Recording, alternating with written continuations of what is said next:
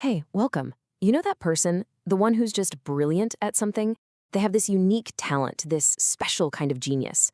But how do you actually turn that into a business, a real business that people are lining up to pay for? Today, we're going to dig into a blueprint that takes us way beyond hustle culture and into the actual science of building a business that can grow. So let's just start with this one core question, because it's everything. Are you creating warmth or are you starting fires?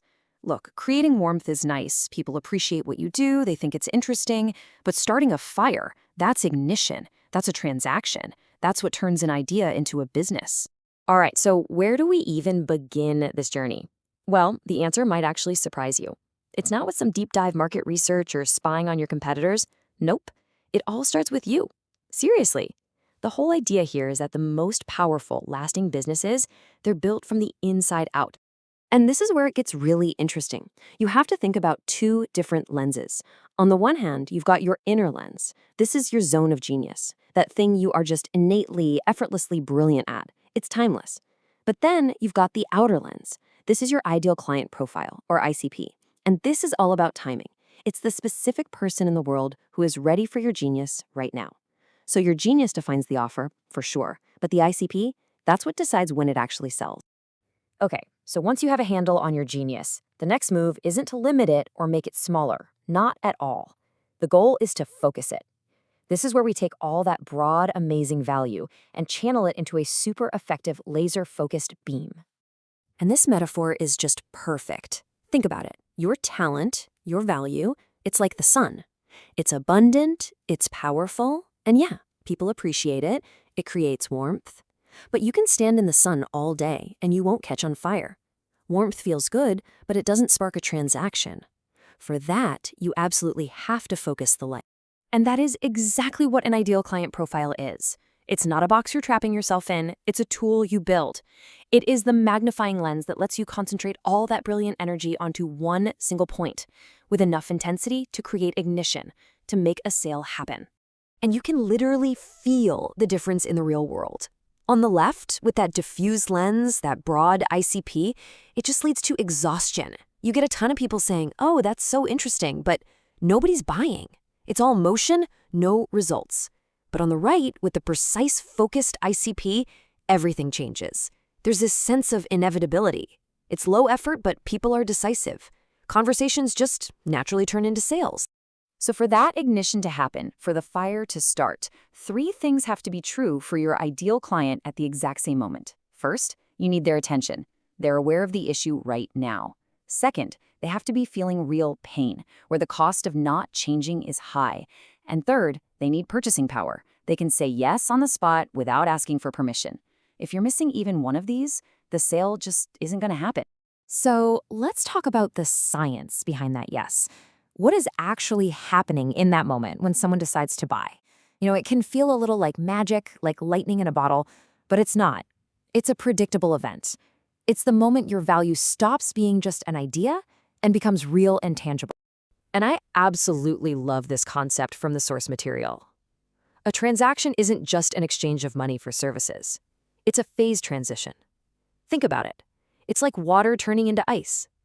It's a fundamental shift from a world of maybes and potential into something actual, something real. This lays it out perfectly. Before the transaction, everything is just potential, right? There's ambiguity, maybe some hidden desire, a ton of possibilities. But the second that transaction happens, boom, reality changes. There is now one single outcome. Money moved, roles are suddenly crystal clear, a new reality was just created. Now, this is a really critical distinction, a hard truth maybe. People don't buy what they need, they buy what they want. And what they want is driven entirely by their perception of its value. It doesn't matter how useful your product actually is. What matters is how valuable the customer thinks it is. Okay, so how do you pump up that perceived value? Well, here are some of the big drivers. Your offer has to solve a pain they feel now, not next year. It has to promise a clear, tangible outcome. It helps a ton if it comes from someone they already respect, and if it feels achievable for them personally. And hey, packaging matters. A high-end look, social proof from others just like them, all these things stack up to make your offer feel completely irresistible. Okay, so you did it. You focused your sunbeam, you created that first spark, you made your first sale. Fantastic. Now what? How do you turn that one little spark into a self-sustaining fire? That's what this is all about. The path from a single transaction to real unstoppable momentum.